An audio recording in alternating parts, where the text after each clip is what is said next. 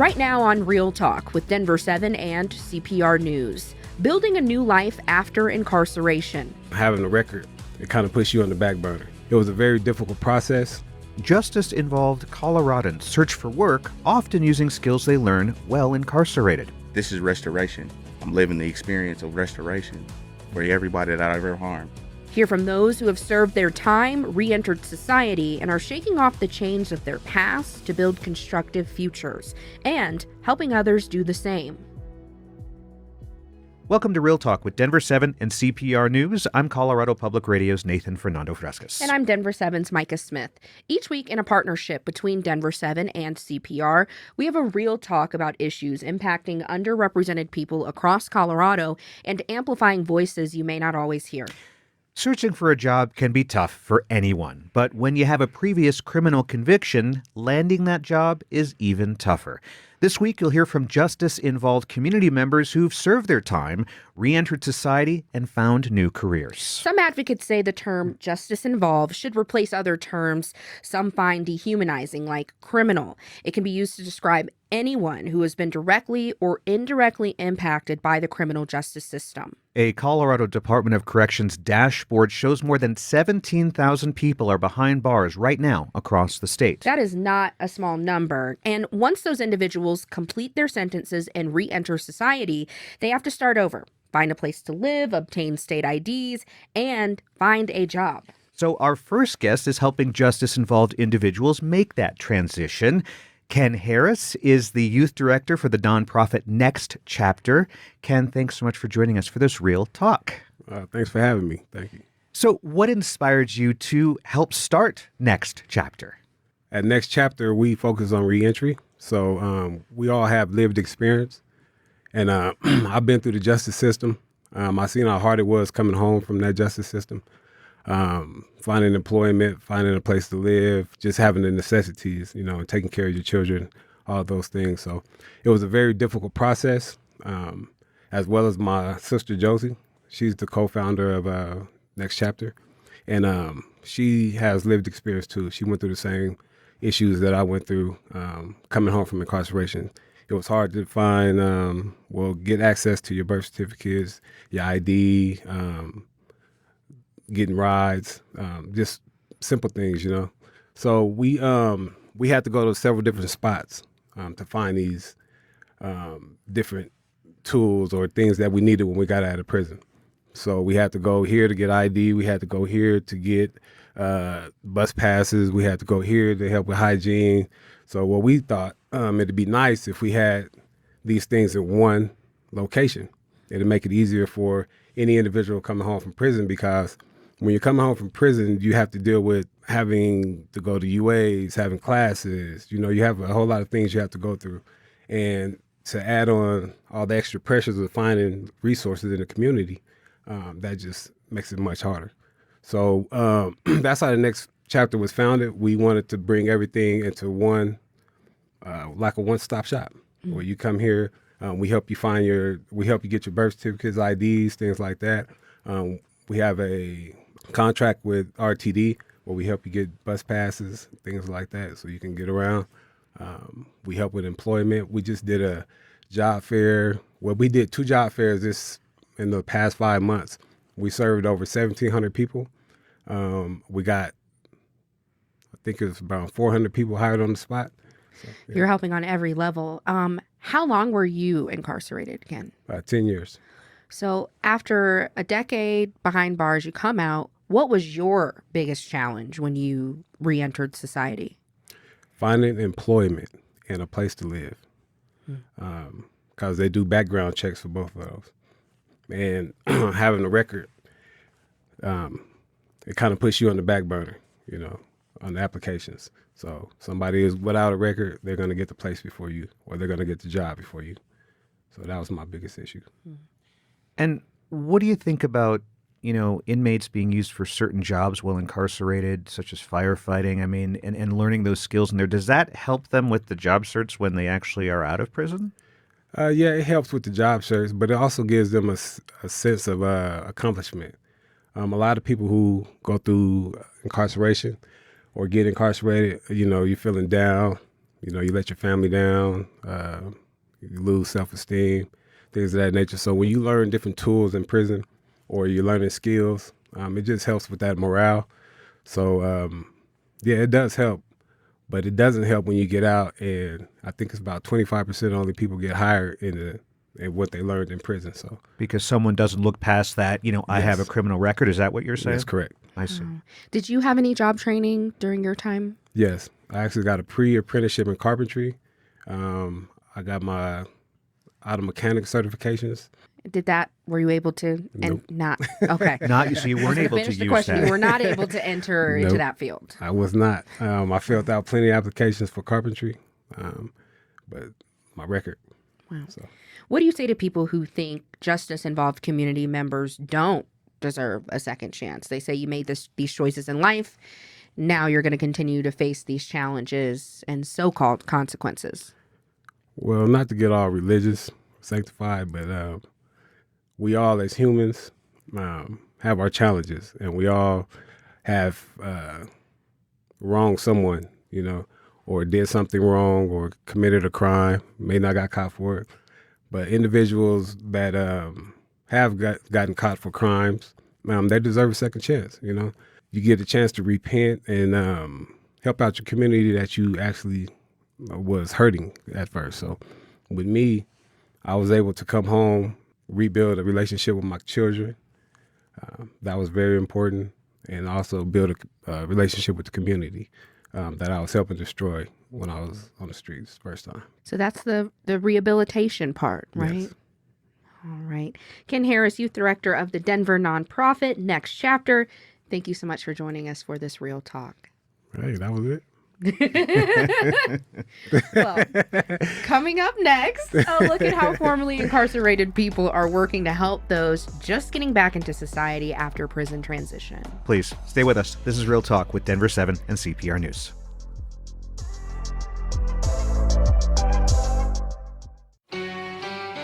Welcome back to Real Talk with Denver7 and CPR News. I'm Denver7's Micah Smith. And I'm Colorado Public Radio's Nathan Fernando-Frescas. When justice-involved Coloradans leave prison, finding employment is one of the biggest challenges. That's despite the fact that many have been trained and certified in fields like fire mitigation, hospitality, numerous vocational trades, and peer recovery counseling. Peer recovery coaches are people with lived experience in both substance use and recovery. They're trained to support others on their own path.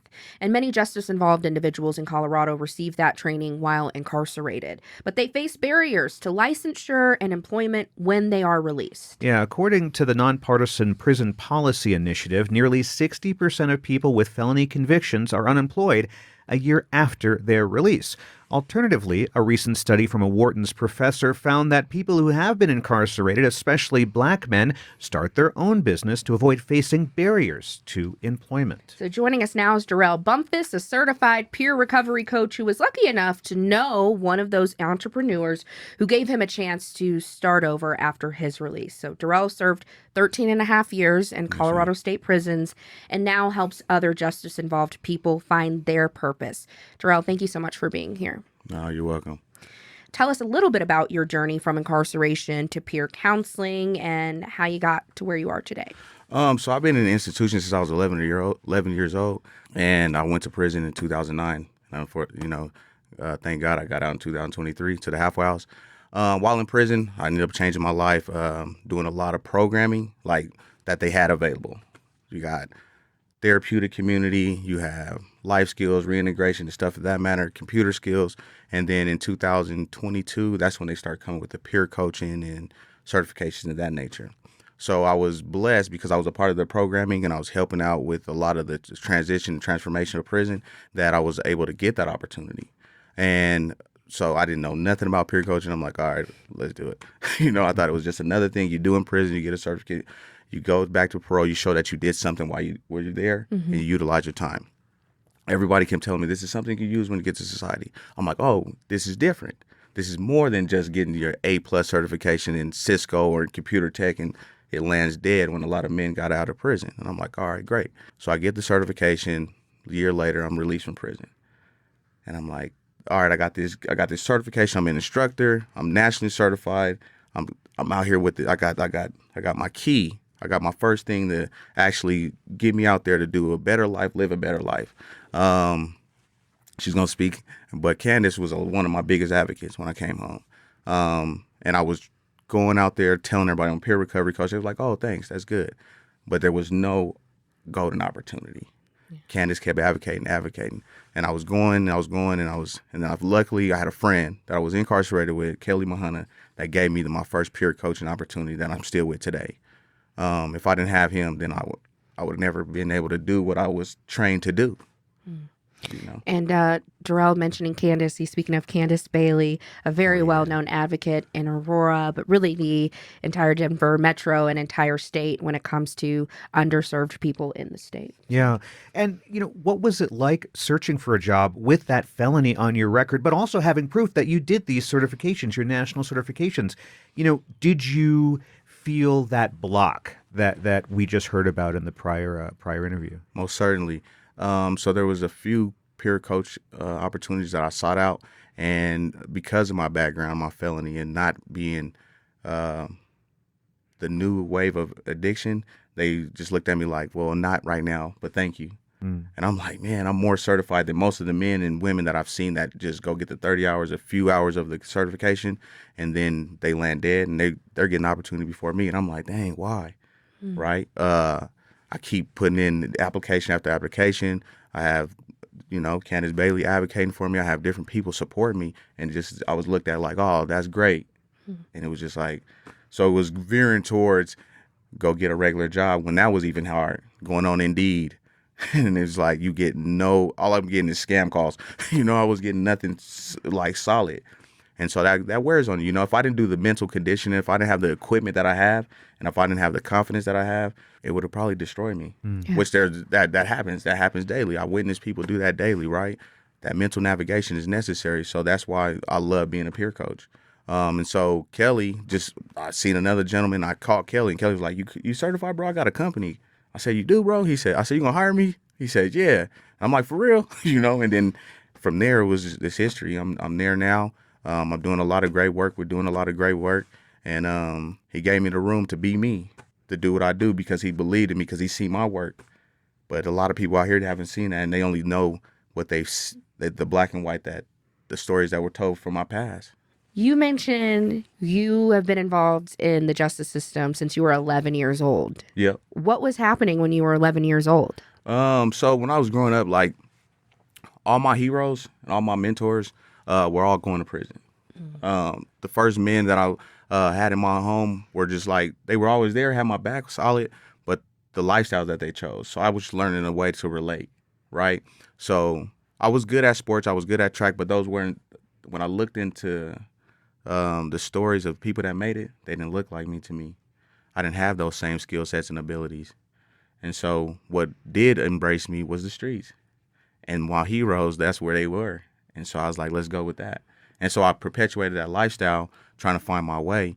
And ultimately, it just kept me in the system. And I accepted the system as being, maybe this is my pathway. And ultimately, it became a pathway that led me to where I am today, though. It might not have been the best, but that's where I'm at, right? I learned. I got to dig. I've been blessed with the ability to look in and utilize my insight to, shed light to others. What do you say to potentially the people who were impacted by your crimes, who you're now out, you're doing what you're doing, but there's still people who are victims of your crimes? What do you think they'd say about what you're doing right now? Well, what my hope would be that they would feel more secure and safe, that I'm not out here causing another victim. That's my hope. What I think they're thinking, I can't assume. But what I do daily is that I make sure that I consider everybody.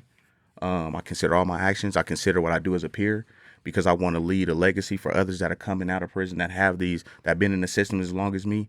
I do this daily so my children and other people's children can see me living a life after being a destructive person, that it is a possibility. I do this because that's what I want. I hope that they see, and because of transformation. This is restoration. I'm living the experience of restoration for everybody that I've ever harmed. All right, Darrell Bumpus, a certified peer recovery coach based in Denver. Thank you so much for joining us for this Real Talk. Thank you for having me. Coming up, we hear from an activist who's challenging laws that limit career opportunities for justice-involved people, including one that blocked her from running for public office. Stay with us. This is Real Talk with Denver7 and CPR News.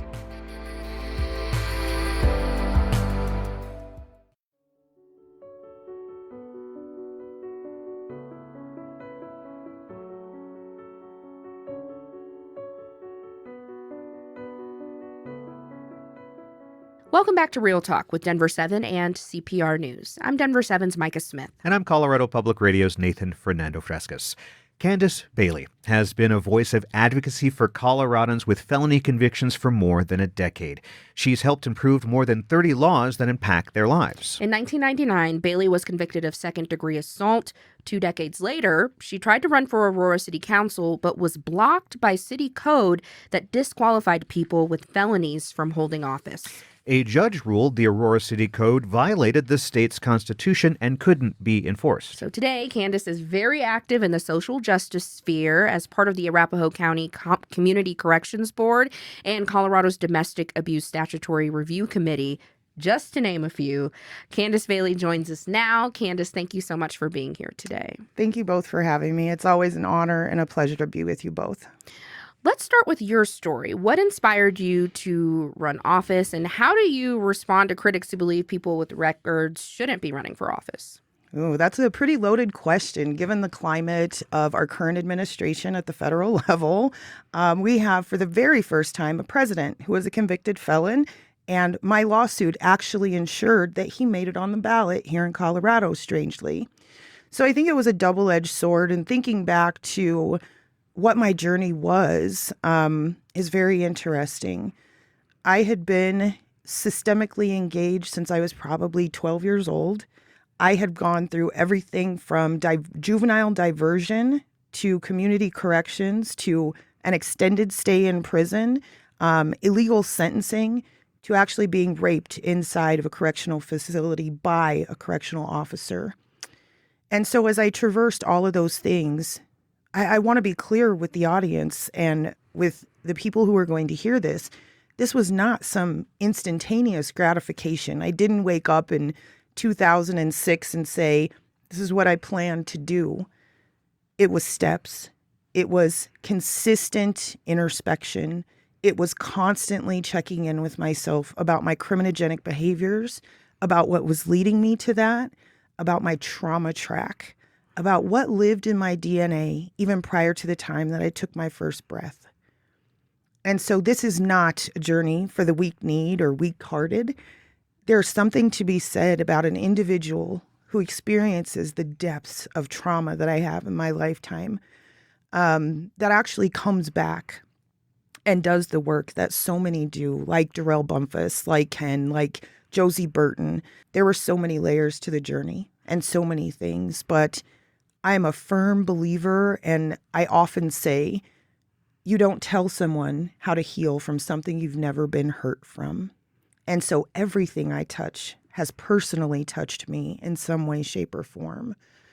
And so when I entered into getting ready to run for office, it wasn't about a title or sitting on a dais and making decisions for others. It was much deeper. It was about the fact that there was a barrier for hundreds of thousands of other people, millions of people in this nation who could not run for office because of old Jim Crow laws that existed. I look at myself and think to myself as a disruptor, as the door kicker, as the barrier annihilator.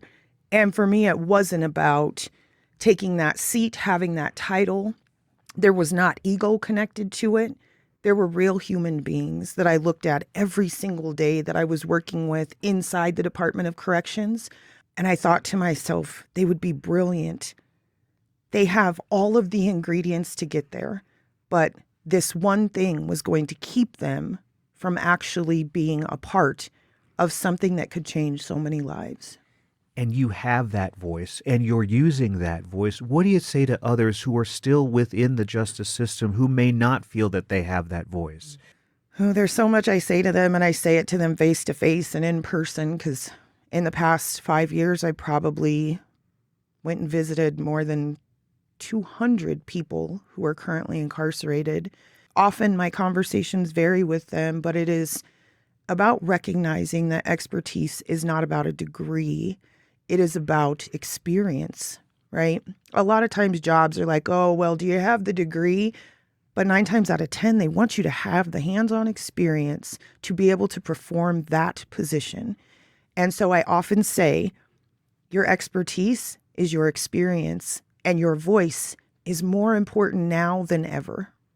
Are there any laws or policies currently in Colorado that you think, again, are roadblocks to people who are or have been justice involved? So many, so many. Goodness, I am now the policy and advocacy manager for the Colorado Consumer Health Initiative. And so I am in the Capitol every day. I'm getting ready to testify on a bill now.